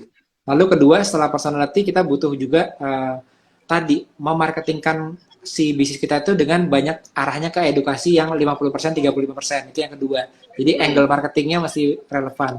Tapi yang ketiga, nah Hmm. ini juga di bisnis jasa yang penting nih, semua orang mungkin bisa punya konsultan keuangan atau kayak saya punya salon juga sama, salonnya sama, Hmm. tapi menunya bisa beda ya Pak ya. Jadi mungkin kelihatannya kita Hmm. sama-sama konsultan keuangan ya Pak ya, tapi menu detailnya kan Hmm. beda ya. Jadi Beda, benar, menu benar. ini istilahnya adalah saya bilangnya penawaran atau offernya. Jadi Hmm. kalau kita sama-sama punya barbershop, tapi barbershopnya yang sana sebelahan sama saya, bisa jadi menu saya ini lebih menarik buat orang tertentu gitu. Mungkin katakanlah Hmm. saya punya bisnis di bidang keuangan atau di saya punya bisnis di bidang Hmm. trainingnya digital marketing. Hmm. Mungkin orang yang sharing digital marketing pun ilmunya kurang lebih ya sama semuanya, tapi khusus saya Hmm. berpengalaman di bidang yang teman-teman punya outlet nih, punya lokasi, dan saya bisa Hmm. training teman-teman yang punya lokasi offline. Ini timnya di develop tim online-nya. Dan ini kan Hmm. paketnya kan beda nih ya dibandingin dengan mereka-mereka yang katakanlah digital marketing properti gitu ya, digital marketing yang Hmm. lain-lainnya gitu. Jadi sebetulnya kalau kita bisnis jasa, menu development ini jadi penting banget teman-teman. Jadi di bisnis lokal atau Hmm. jasa. Wow, keren Pak ya. Jadi ini teman-teman ya, meskipun jasanya sama gitu ya, nggak bisa 100% sama guys. Pasti ada diferensiasinya, ada perbedaannya. Dan ini materi hari ini disampaikan Pak Jod keren banget sih guys. Jadi ini kalau kalian perhatikan dari awal ya, teman-teman terutama yang nanti ikutnya di tengah-tengah, nggak sampai nggak dari awal. Kalian coba nanti habis ini disimpan guys. Kalian putar balik lagi ya. Itu informasinya dari Pak Yosef itu luar biasa guys ya. Teman-teman harus perhatiin bahwa kalau kalian mau jualan, kalian nggak bisa langsung sales, langsung iklan guys, tapi harus ciptain demand ya. Dan ini hal yang nggak gampang guys ya, teman-teman harus pelajarin itu benar-benar gimana cara ciptain demand ya. Dan by the way teman-teman, kita nggak bisa mungkin belajar satu hari itu ya, untuk maksudnya satu hari aja Anda untuk bisa create itu gitu, nggak mungkin guys gitu ya. Pasti butuh waktu bertahun-tahun gitu ya. Bangun personal branding aja juga butuh waktu bertahun-tahun gitu ya. Mungkin bisa viral juga, tapi butuh waktu untuk membuat. Nah, by the way, mungkin dari Pak Yusuf sendiri ada nggak Pak mungkin pelatihan atau mungkin ada e-course yang disiapkan teman-teman yang pengen belajar soal hal itu Pak? Ya, kalau saya biasanya training untuk teman-teman yang sudah punya bisnis tadi, punya lokasi, punya offline, Hmm. butuh timnya dibangunkan untuk tim digitalnya, biasanya kita lakukan konsultasi dan mentoring ke mereka. Tapi Wow, kalau keren, keren. teman-teman mau cari tahu, terutama metode marketing yang mudah, simple, bisa dilakukan buat teman-teman yang punya bisnis lokal, bisnis jasa, kita ada Hmm. endorse mastery namanya Pak. Jadi endorse mastery ini mudah Hmm. banget dilakukan. Kenapa? Karena ya memang sebelum kita masuk ke advertising yang lain-lainnya tadi, terutama kalau teman-teman jasa ya, siapa yang Hmm. pakai bisnisnya teman-teman, siapa yang datang ke bisnisnya teman-teman dan pakai produknya teman-teman itu jadi paling penting tuh, jadi utama gitu ya. Jadi Yes, saran saya yes. teman-teman coba untuk seperti misalnya kayak barbershop atau salon kayak saya atau klinik misalnya. Hmm. Itu saya bilangnya who-nya atau siapa yang pakai produk jasa kita itu lebih penting ketimbang Hmm. jasa servisnya sendiri gitu ya. Dan ini di banyak Hmm. kejadian gitu di klinik kecantikan yang dokternya sama-sama certified-nya sama, lulusannya sama, tapi yang ini orang yang datangnya lebih kredibel itu jadi berbeda jumlah orang yang akhirnya tertarik dibandingkan dokter yang sama gitu ya, yang Hmm. sama-sama kredibelnya, sama-sama jagonya, tapi ternyata orang yang datang ke sana itu ya tidak dikenal, ibaratnya belum dikenal gitu ya. Jadi endorsement itu Hmm. langkah pertama teman-teman untuk membedakan diri atau bisnis kita sebetulnya. Nice, nice. Wah, keren guys ya. Teman-teman hari ini beruntung banget ya guys. Sudah disiapin sama Pak Yosep ya. Materi course mastery guys ya. Anyway, saya juga sudah beli sih. Saya juga pelanggannya Pak Yosep nih. Kebetulan kapan ini pas iklannya muncul di beranda saya klik udah saya langsung pesen aja sudah. Langsung kita pelajari dan anyway ilmunya daging semua sih guys. Dan Oh iya teman-teman Pak, mungkin kalau teman-teman sedikit share Pak, sedikit share. Ini mungkin boleh. sadar atau tidak sadar, ilmu endorse Hmm. master itu tidak berlaku hanya untuk mereka yang punya bisnis lokal dan jasa aja ya, tapi bahkan saya sendiri Yes. pun juga memiliki strategi yang saya bagikan di endorse master itu untuk naikin personal branding kita ya. Jadi sadar nggak sadar juga Hmm. teman-teman tahu ataupun nggak tahu, ada beberapa personal branding yang naiknya dari sekolah pebisnis kan. Dari mana? Dari endorse Yes. gitu ya. Kita kolaborasi kayak gini kan Hmm. saling naikin juga gitu. Dan teknik-teknik itu Yes, yes. kita bagikan juga. Jadi menerapkan ilmu yang ada di endorse mastery ke personal branding pun sebenarnya bisa bisa mempercepat personal branding teman-teman gitu ya. Jadi mungkin Hmm. kita berpikiran membesarkan personal branding itu hanya tentang follower gitu ya. Tapi enggak Hmm. teman-teman. Tapi siapa yang tanda petik mengendorse kita atas jasa kita Hmm. itu jadi penting juga ya. Mungkin follower kita, Yes. personal branding kita nggak sampai 100K, cuma 10K Hmm. misalnya. Tapi 10K Hmm. followers kita, tapi kita ada orang-orang yang mengendorse kita atau ada figur tertentu yang percaya ke kita atas jasa kita, itu powernya lebih Hmm. besar ke 10K follower dibandingin kita punya follower Hmm. 100K karena viral gitu ya. Yang tadi Pak Edi bilang ya, Hmm. kebetulan viral, followernya naik, tapi ternyata mereka nggak ada trust-nya gitu, nggak ada authority-nya si personal branding-nya gitu, karena Hmm. si figur ini nggak di-endorse sama siapapun gitu ya. Nice, nice, nice. Nah, buat teman-teman ya guys, tuh harus belajar tuh endorse mastery sudah. Saya langsung rekomen karena saya udah beli, udah tahu ilmunya daging semua ya. Dan buat teman-teman yang pengen di training gitu ya, karena Pak Yosef ini luar biasa guys ya.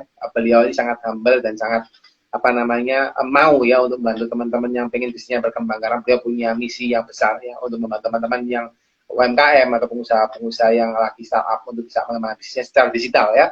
Beliau mau turun di lapangan dan membantu kalian membuatkan tim guys. Dan saya pribadi ngomong nggak banyak lah ya, maksudnya coach yang mau melakukan hal seperti itu ya, dan Pak Yosef ini mau melakukannya.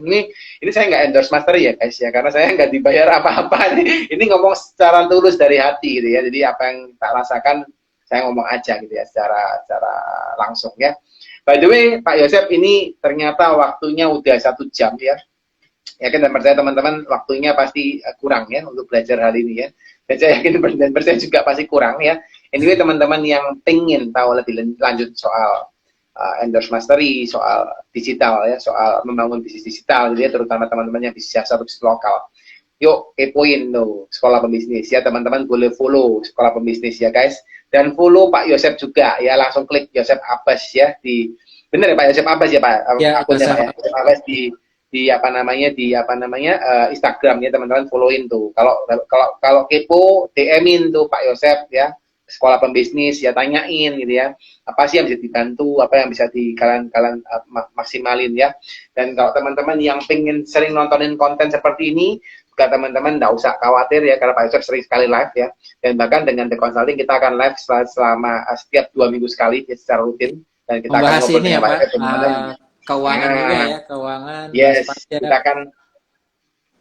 kita akan ngobrolin soal bisnis guys ya, soal Hmm. marketing ya, soal keuangan, soal pajak ya, soal sales ya. Dan kita akan rutinin supaya konten yang kita berikan kepada teman-teman juga bermanfaat ya. Jadi kita bukan di sini sebagai teman-teman liatin live aja terus nggak dapat apa-apa, tapi harapannya bisa dapat sesuatu daripada live ini ya. Nah, Pak Yosef, saya minta izin Pak Yosef sebelum nanti kita tutup Pak ya. Ini ada satu pertanyaan Pak dari apa namanya klinik klinik Avia gitu ya, klinik Avia. Semoga saya nggak salah sebut ya Kak ya. Ini saya coba izin menanyakan ya Pak Yosef ya, terkait dengan pertanyaan ini ya. Jadi pertanyaannya adalah gini Pak, menurut saya, oh ini pernyataan katanya Oh iya. atau pertanyaannya. Menurut saya bisnis apa saja bidangnya bisa bagus, yang penting bisa menganalisa SWOT-nya. Oh ini kelihatannya pernyataan Pak, kelihatannya Pak. Iya, Yang penting oke. Ya, ini gimana? Kalau menurut Pak Yosef gimana Pak kira-kira? Iya betul. Jadi memang semua bisnis itu ada winners-nya, ada losers-nya ya. Jadi semua bidang ada yang Yes. pemenangnya, ada yang kalah juga. Bahkan orang bilang Hmm. katanya bisnis yang paling bagus apa? Bisnis sandang, pangan, papan gitu kan kalau zaman dulu ya. Sandang, pangan, papan. Hmm. Tapi bisnis yang pakaian, yang sandang pun memang kebutuhannya selalu ada ya. Tapi yang gagal Hmm. setiap harinya juga ada gitu yang pedagang baju yang Hmm. akhirnya bangkrut gitu kan. Jadi sebetulnya memang nggak menjamin ya sebuah bisnis itu, yang menjamin adalah kita tahu gimana caranya mengolah bisnisnya lah ya, dari mulai keuangannya, lalu marketingnya, Hmm. human resource-nya gitu. Tapi kalau dari marketingnya, terutama bisnis yang klinik ya, ini penting banget buat kita. Kalau dulu ya, saya ingat klinik-klinik yang bagus, terutama yang memang sudah punya jaringan, itu mereka sebarnya apa sih biasanya? Kalau tadi saya sempat cerita ditempelin di tiang listrik ya, untuk jasa pest control. Kalau klinik itu agak beda sih, dan ini mindsetnya udah dapat dari dulu nih klinik. Dia bukan sebar brosur tapi sebar magazine, jadi sebar Hmm. sebar majalah gitu ya. Nah ini sebenarnya udah bagus ya. Hmm. Sebar majalah tuh artinya dia berusaha mengedukasi pasarnya, bukan cuma datang ke klinik saya promo berapa persen. Sayangnya saat ini banyak klinik yang promonya itu kayak gitu gitu. Jadi aku punya Hmm. treatment ini, saya potong segini persen, atau bahkan bisa promo untuk free gitu ya, harapan nanti bisa di-upsell ke treatment yang lain gitu, tapi tidak bekerja gitu. Padahal dulu zaman-zaman klinik yang dulu itu kita bagi-baginya bagi-bagi majalah gitu, dan itu bagus sebetulnya, karena Hmm. artinya customer kita atau pasien kita yang tadinya belum teredukasi atas masalah mereka jadi teredukasi, merasa butuh, dan akhirnya datang ke klinik gitu, dan datang ke kliniknya udah siap sebetulnya kan. Nah, memang sekarang majalah itu udah nggak terlalu efektif untuk marketing klinik gitu ya. Mungkin ini juga dirasakan nih sama Hmm. yang punya klinik nih, dokter siapa ya. Udah nggak efektif juga sekarang majalah itu ya. Bahkan majalah di klinik kita aja udah jarang ada yang baca gitu ya. Orang datang ke klinik, ke ruang, Hmm. ruang tunggu klinik, dia akan buka buka HP sekarang ya gitu ya. Anak-anaknya juga ikut main HP gitu ya. Jadi memang edukasinya ini akan pindah dari majalah yang kita bagikan tadi itu, pindah ke online gitu. Jadi memang online ini cukup penting, terutama buat teman-teman yang punya tadi tuh lokasi-lokasi bisnis, terutama yang klinik juga. Hmm. Nice, nice, nice, nice. Semoga menjawab ya Kak Klinik Avia ya. Anyway guys, ini ya kita buka open question dikit ya karena saya lupa saya tadi turn off comment ya karena kondisinya supaya nggak ketutupan apa wajahnya Pak Isyaf ya dengan teman-teman yang join, jadi saya minta izin komennya saya matikan. Tapi sekarang teman-teman kalau mau tanya silakan pakai fitur Q&A ya guys supaya nggak ketumpuk ya. Ini saya coba tanyain dulu dari Pak Kak Hendro Prastio 9 ya. Jadi apa nih Q&A yang paling penting ketika bangun bisnis jasa itu nih. Ketika bangun bisnis jasa itu demennya demennya atau membangun timnya dulu Pak? Demennya apa nih maksudnya? I don't know. Ini agak-agak anu ya. Yang paling penting ketika bangun bisnis itu apakah membangun timnya dulu Pak? Mungkin pertanyaan Oh seperti itu. iya, Mungkin kalau misalnya Kak Hendra ada yang salah ketik boleh diketik ulang ya Kak Hendra ya. iya. Mungkin pengen dulu Pak kira-kira. Silakan Pak kalau mau dijawab. Ini tergantung keadaan teman-teman ya, tapi saran saya dari pengalaman saya juga, karena enaknya bisnis jasa kita bisa mulai sendiri. Jadi kita punya keahlian, saya seorang dokter tadi, kita bisa buka klinik. Jadi kita buka klinik, kita praktek sendiri. Atau kayak dulu saya adalah kebetulan hobi scrapbook dari istri saya, dia buat mahar, buat scrapbook, ya udah akhirnya dia jalan sendiri. Bahkan sampai bisnis salon pun itu awalnya adalah istri saya yang saya marketingkan gitu ya. Jadi dia hobi banget di bidang yang handcrafting gitu. Ya udah dia menggunakan jasanya dia, hanya saya yang marketingkan gitu. Dan saya juga bantu klinik ini juga milik ada sepupu saya, ada keluarga saya.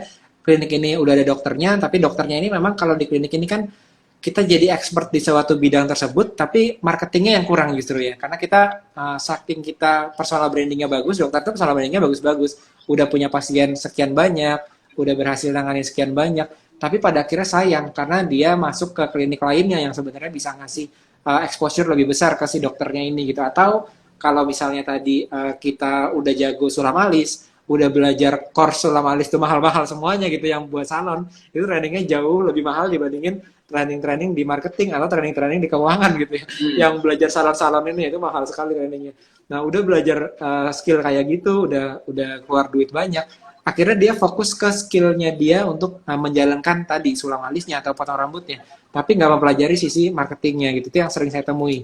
Jadi pertama kalau teman-teman sudah punya skillnya, langsung jalan sendiri pertama-tama. Tapi jangan lupa kita mau nggak mau kalau namanya bisnis harus bisa bangun tim kan. Seperti yang kita tahu dari dokter, mulai kita delegasi bangun tim. Yang paling susah memang kalau dokter ataupun kita yang expert seperti ya barbershop atau yang tadi sulam alis, kita nih hobi nanganin sendiri nih. Hobi ngelihat pasien kita itu hidupnya mengalami transformasi karena kita bantu, itu kita senang banget sebetulnya. Tapi mau nggak mau, kalau kita mau bangun bisnis, kita nih harus shifting ke mode pebisnis sebenarnya. Mulai coba delegasi beberapa hal, kita coba lepas gitu. Nah, sekarang di beberapa yang saya bantu nih, ada klinik gigi, ya dokternya ini masih praktek, tapi prakteknya ini nggak terus-terusan gitu ya, karena dia udah mulai delegasi. Ada pasien datang nyarinya dia, tapi dia udah mulai lepas ke ya udah sama saya maunya sama saya kan biasa kalau bisnis jasa gitu ya. Dia taunya datangnya gara-gara si A atau pebisnis atau dokter A atau kalau sulam alis saya maunya disulam sama si A gitu ya. Maka dia nggak mau kalau ke yang lain biasanya kan gitu tuh. Nah, ini mental yang atau mindset yang harus kita ubah waktu bisnis kita lagi scale up nih sebagai pemilik klinik, pemilik barber, pemilik salon, pemilik yang jasa-jasa nih. Kita rasanya ganjel, nggak enak gitu kalau misalnya kita nggak nanganin sendiri tuh si customer itu gitu atau si pasien itu. Padahal itu memang semua pebisnis jasa mengalami transisi ini.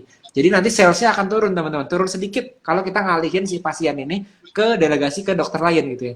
Ini biasanya kita udah ngasih ke dokter lain, tapi dia mintanya mau sama kita, tapi kita ambil lagi gitu, kita layani lagi gitu. Nah ini kesalahan utama nih, akhirnya dokternya nggak bisa kembang bisnisnya. Harusnya yang kita lakukan di delegasi nanti ada beberapa nih, mungkin dari 10 beberapa orang dia akan nggak jadi sama kita, nggak apa-apa teman-teman. Jadi ini namanya progres kita untuk mendelegasikan. Mungkin saya nggak tahu, mungkin Pak Dedi juga mengalami juga ya dari pebisnis konsultasi sendiri. Saya maunya sama Pak Dedi nih gitu ya. Terus kalau kita tetap maunya kayak gitu kan, ya bisnis kita nggak bisa kembang ya Pak ya. Mau nggak mau orang-orang ini harus kita delegasikan ke tim kita lah, walaupun kita jasa ya Pak. Yes. Ada tambahan Izin dari Pak Dedi. izin menambahin ya teman-teman ya Pak Yosep ya. Kalau pengalaman saya sih di tim ini memang satu hal yang perlu benar-benar kalian bangun guys. Jadi tim ini salah satu kunci. Kalau kalian memang mau buat bisnis sekarang, mungkin kalau di awal kan seperti banyak ngomong ya, pasti kan mungkin sendirian, gitu ya. Mau nggak mau kalian lakuin sendirian, nggak apa-apa. Tapi kalau sudah semakin berkembang, tidak akan bisa kalian lakukan sendirian. Kalau lakukan sendirian, bisnisnya nggak akan berkembang ya gitu-gitu aja. Jadi harus mau nggak mau harus duplikasi.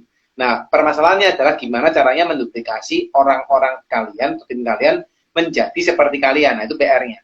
Ya, jadi menduplikasi supaya grade-nya sama, kualitasnya sama, gitu ya, cara ngomongnya sama. Enggak persis 100% guys, tapi PR-nya minimal mereka bisa menyamain, mirip-mirip lah, gitu ya, supaya waktu nyampein nyampein ke customer, ke klien tuh mereka bisa mewakili Anda, gitu.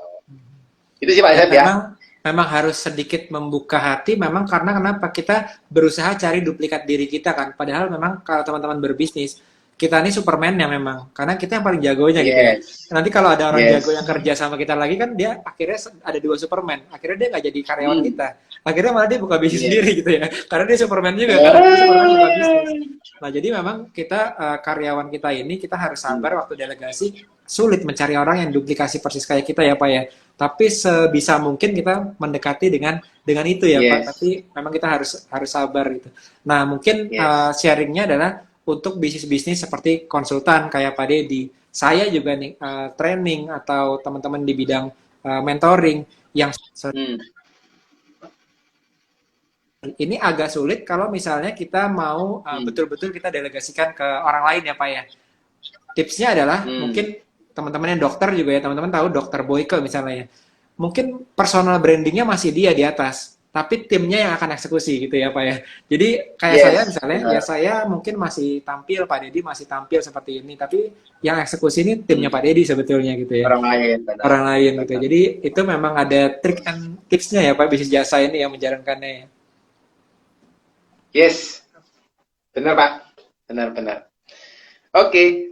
Semoga menjawab ya Kak tadi ya, yang bertanya ya Kak, siapa saya lupa ini di atas ya, soalnya kehilangan daunnya. Moga-moga menjawab ya. Ini ada lagi Pak Yosep, satu lagi nih dari mungkin ada beberapa sisi, sebentar saya cek dulu. Ini satu dulu ya Pak Yosep ya. Kak Iputu Iputu Tirta Wibawa ya. Tanya gini Pak Isyap, Coach, untuk branding, marketing, dan manajemen internal perusahaan, apakah selalu berubah-ubah atau tetap rumusnya untuk mencetak profit? Oke, nah ini menarik sekali karena menurut saya kalau kita udah ngomongin yang namanya profit ya, artinya kan sudah cukup jauh dari branding sebenarnya. Jadi kalau tadi saya bilang awalnya memang kita pasti ujung-ujungnya kalau pebisnis mau nyetak profit ya. Siapa di sini berbisnis nggak mau nyetak profit ya? Saya juga mau sebetulnya ya. Tapi memang waktu kita berbicara bisnis, branding itu kan untuk orang datang ke tempat kita lagi ya.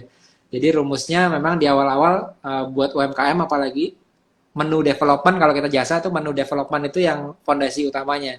Karena pada awalnya kita kan belum bisa, brandingnya belum kuat ya. Kembali lagi branding itu kan apa yang ada di benak customer, bukan apa yang ingin kita ciptakan kan.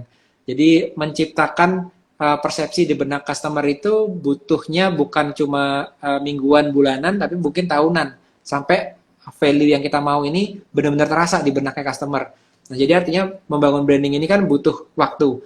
Apalagi branding pun ada yang namanya rebranding ya. Jadi apakah harus tetap sama formulanya branding? Branding itu ada yang namanya rebranding. Berarti di branding ulang ya, kayak Coca-Cola di branding ulang. Berarti kan artinya tidak ada yang kekal semuanya, fix semuanya gitu. Jadi artinya branding akan di rebranding, marketing akan menyesuaikan dengan sekarang platformnya lagi apa. Karena kalau branding ini masalah persepsi, marketing masalah komunikasi. Ada yang pebisnis brandingnya udah bagus, pakai konsultan branding ya, dibuat brandingnya sedemikian bagusnya, ternyata tidak terkomunikasikan lewat marketing seperti yang diinginkan. Lebih baik brandingnya biasa aja, ternyata marketingnya efektif. Jadi tercapai tugas dia untuk komunikasi. Nah, karena saran saya di awal teman-teman, itu mungkin kita developnya boleh. Dari awal adalah brandingnya dulu, terus marketingnya, terus kan jualannya ya. Itu kan biasanya kita berencana gitu. Tapi eksekusinya kebalik saran saya. Eksekusi itu dari jualan dulu ya. Develop menunya dulu. Teman-teman punya service, menunya mau apa? Di develop menu. Menunya sudah di develop, teman-teman punya budget buat marketing, masuk ke marketingnya. Dikuatin, dikencengin. Endorse iya, pakai advertising, pakai channel-channel offline juga. Udah marketingnya baru di revise brandingnya teman-teman. Nah, jadi waktu kita berencana di awal, nggak apa-apa, kita berencana nanti ke depannya saya mau persepsi saya di market itu akan seperti apa ke depannya. Kita udah punya rencana. Tapi kan butuh waktu ya untuk branding itu ya. Nah, eksekusinya dari menu development, masuk marketing, baru brandingnya dikuatin.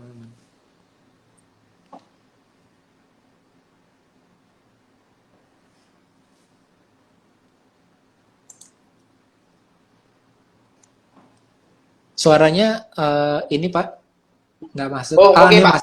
Ini masuk lagi Pak. Ya, sorry. Kami ternyata. Oke. Pak, ini tadi semoga menjawab ya, Kak tadi ya, Kak yang pertanyaan tadi ya. Ini anyway sorry guys karena kalian tanyanya di kolom komen, jadi saya harus scroll ke atas hilang. Kalau tanya di kolom Q&A guys lebih gampang ya supaya nggak hilang pertanyaan kalian.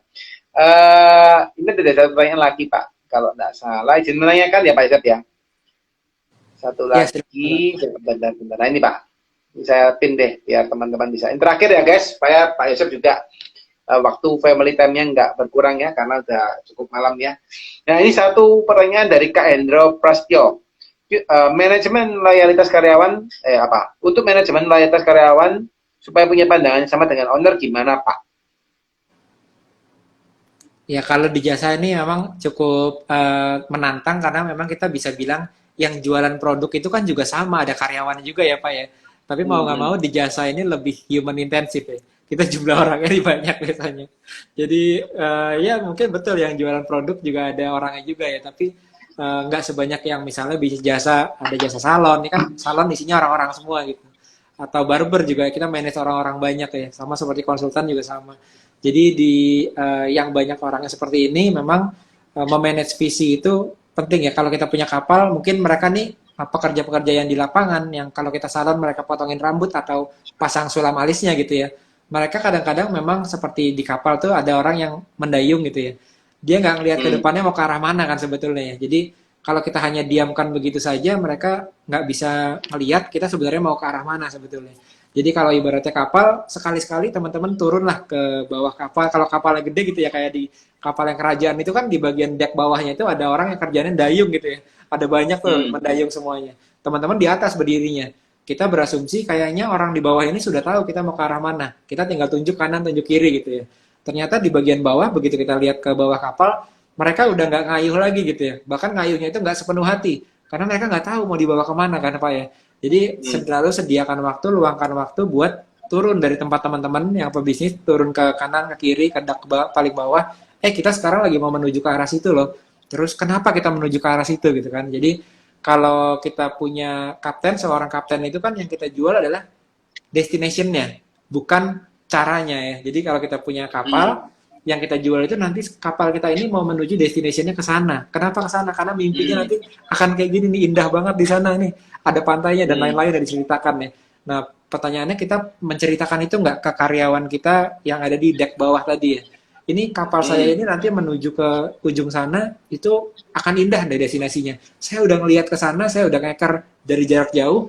Kalau kita sampai ke sana, nanti semua anak-anak kita, semua istri dan karyawan kita, semua keluarga kita, ini semuanya akan senang gitu ya. Nah itu kan kita ceritakan terus-terusan. Jadi satu, visinya terus-terusan diulang-ulang terus-menerus.